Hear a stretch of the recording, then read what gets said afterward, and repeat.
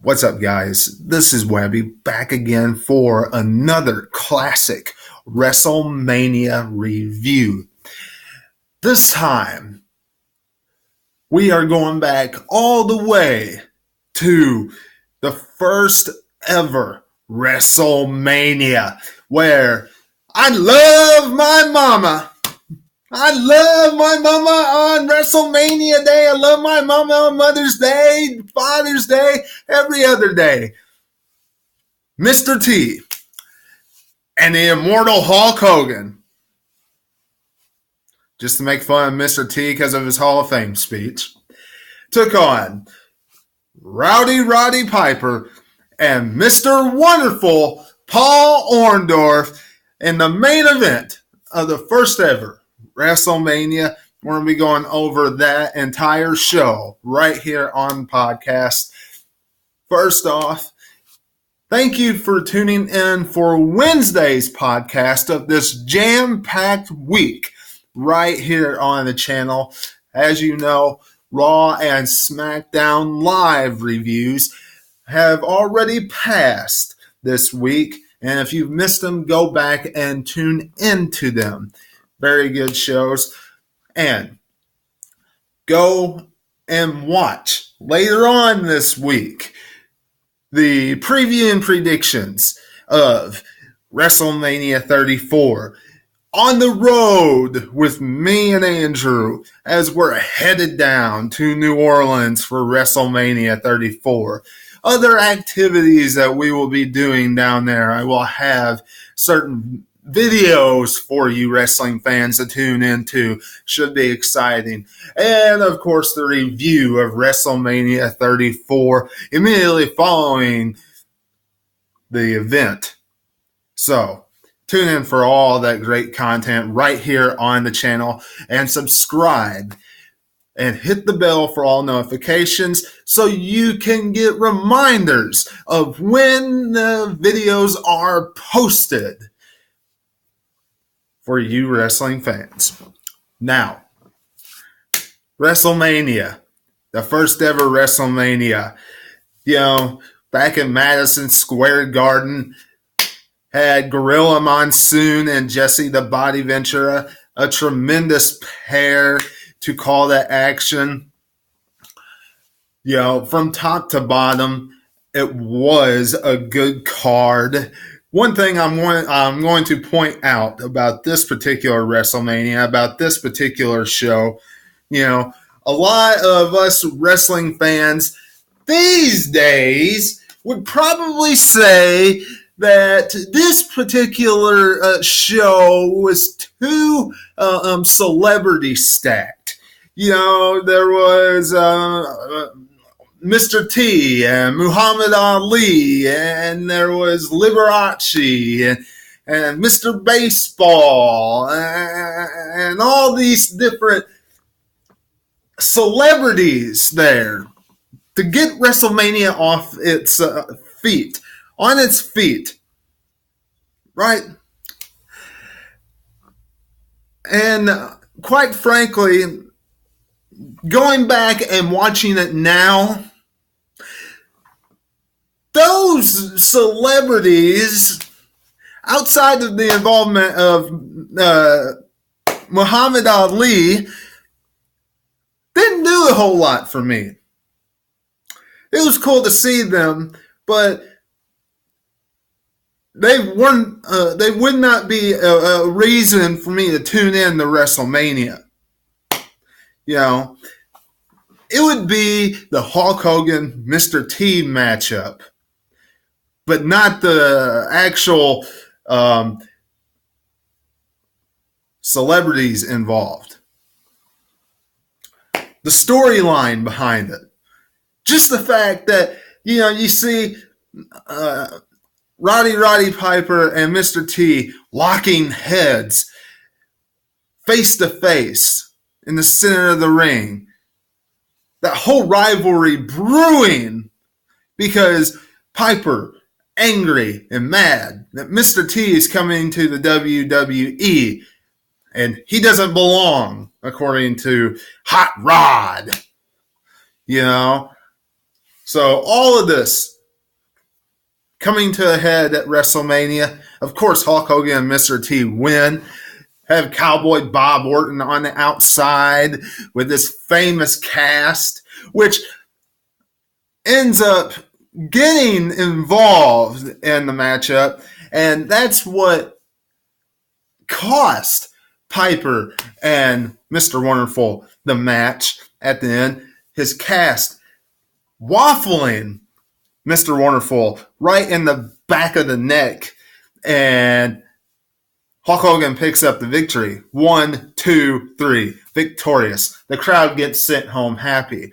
But, like I said, the involvement of the celebrities in this contest really didn't do a whole lot for me. Now, as far as the action in the other matches, they were all right. They did some great building blocks for certain superstars. One in particular, the massive 400-pound plus King Kong Bundy, as he took on SD Special Delivery Jones. 9 seconds this match lasted. 9 seconds. SD Jones went in there to face King Kong Bundy, and he got gobbled up. He got squashed. He got, if they had a Richter scale and King Kong Bundy's gimmick was the type of earthquakes, that would have been a full-blown 10 on the Richter scale, because SD Jones was just dominated like a bad habit. It was just a bad sight to see. King Kong Bundy, impressive at WrestleMania. 9 seconds, set a record. And he held that for a very, very long time. Absolutely. So, the one thing I'm going to point out here is the Tito Santana versus the Executioner matchup. Now, WWE, back in those days, which, it was more old school. They did things differently back then, and they do things the same today. Vince McMahon still does the same tactics. He still does the same mentality as he did back then. And you can tell by how some of the matches end, and somehow how some of the psychology is inside the squared circle. Doesn't mean that as far as the form of wrestling is, because that's clearly changed. Now it's more high-flying, fast-paced, but psychology, still the same. All you got to do is look at The Miz and how he does things, and look how Greg the Hammer Valentine did stuff in his contest, which we'll get to in just a little bit. However, when you look at Tito Santana and the Executioner, okay, they made the Executioner look stupid. Absolutely stupid. Now, WWE back then had one guy say something and the other guy say something. One girl say something and the other girl say something, and they never interacted with each other. Now, this would work greatly and help fantastic in the case, I'm not going to start ranting here, but but in the case of like Ronda Rousey. And they were pre-recorded promos back then. So that would help her a lot. And they could not say that it's pre-recorded. And they could pretend like it's live. But anyway, the Executioner, he gave away exactly what he was going to do. So if Tito Santana was listening to this promo, he already knew what he was going to do. He could have tried to block it. There you go. You made him look like a complete fool in that promo. Now, some of you are probably saying, oh, it's the Executioner. Who cares? He doesn't have a future in the WWE. He didn't have a future in the WWE. He was just there to lose to Tito Santana. Right? That's beside the point. This is WrestleMania we're talking about. You don't do that to your superstar. And then, of course, Tito Santana did pick up the victory. Whatever. It was a good opening contest. Figure 4 leg lock. Executioner taps out. Ricky Steamboat. You know, the Dragon. He wasn't the Dragon back then. Took on Matt Bourne. Now, this was one of the workhorses of the matchups. It was, quite frankly, one of the best matches on the card, if you want to know truth, as far as wrestling is concerned. And it really just goes to show you the WWE really dropped the ball with Ricky Steamboat. I mean, they really did.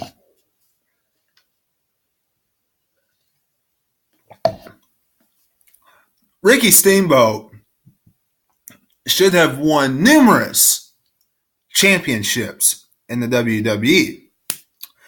Instead, he won the Intercontinental Championship from the Macho Man Randy Savage at WrestleMania 3. And that was about all we remember of Ricky the Dragon Steamboat at the WWE, to be perfectly honest. But his competitiveness and his form of wrestling and how great it is, how great it was back then, there's no doubt he should have won more championships. Vinnie Mac dropped the ball on that. And then, of course, we have the Junkyard Dog and Greg the Hammer Valentine for the Intercontinental Championship.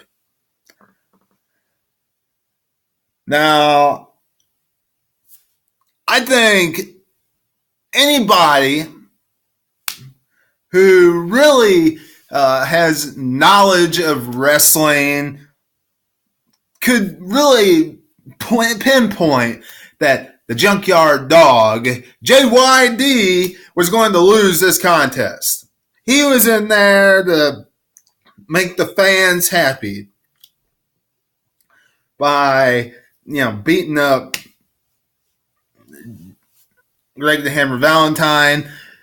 Tito Santana already wanted his Intercontinental Championship back.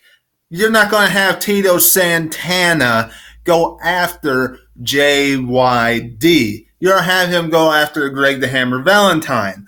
WWE does heel versus babyface, not two babyfaces going after themselves.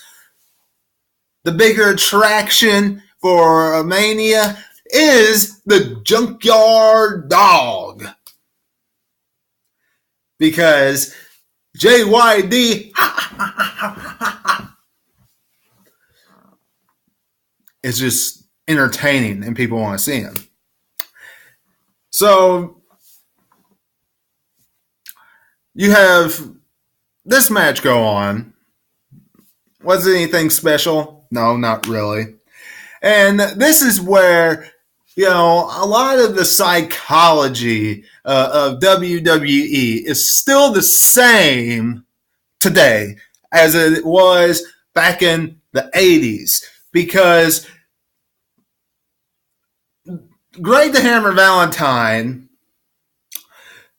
won this contest by putting his feet on the ropes.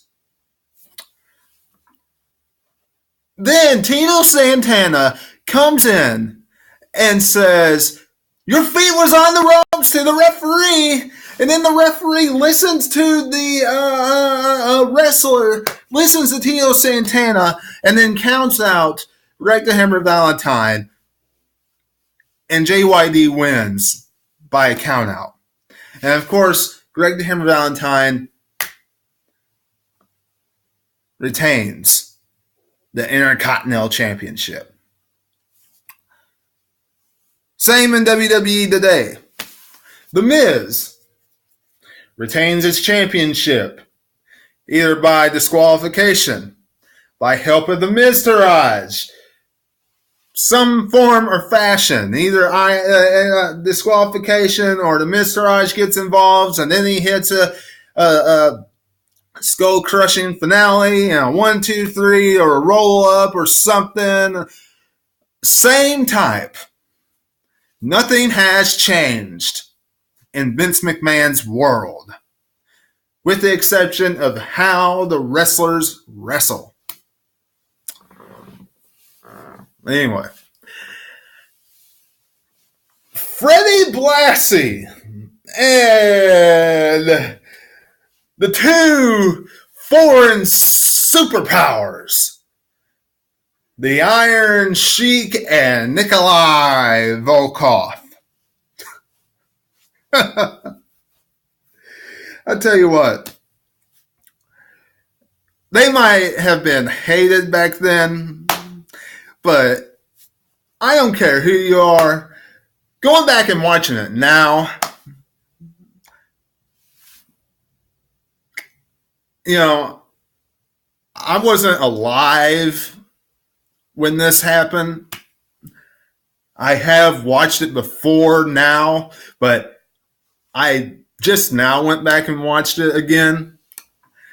And seeing Nikolai Volkov and the Iron Sheik sing the Russian national anthem in USA,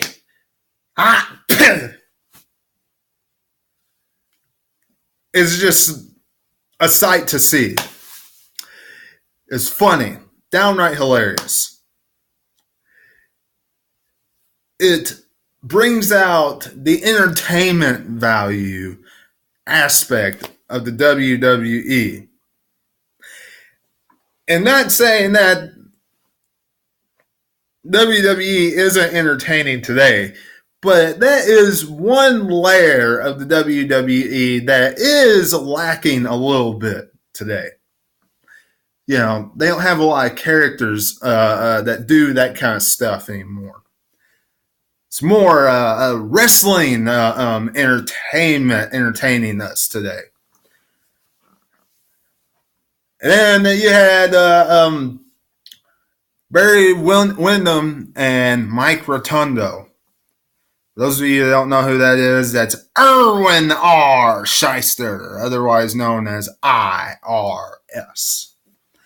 And this was for the Tag Team Championship. This was a good contest. I really enjoyed this matchup. Had a lot of back and forth to it, and I really liked the ending of it.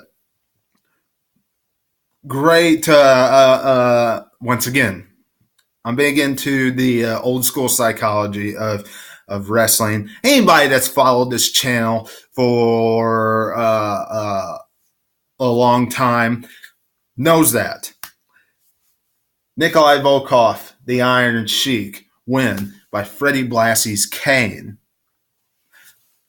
Very intriguing. Really enjoyed it. Made for a nice change of tag team championships in the WWE. Andre the Giant versus Big John Studd, $15,000 on the line. If Andre loses, he is retired from the WWE.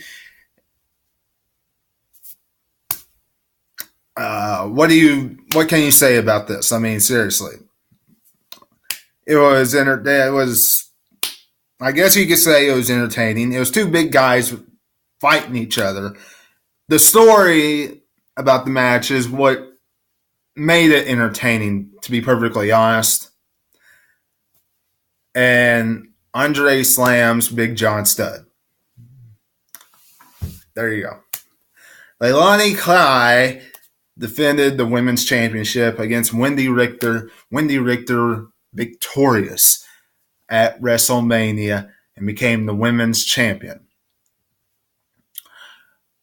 And Bruno Sammartino was in the corner of his son, David Sammartino, and he took on Brutus the Barber Beefcake.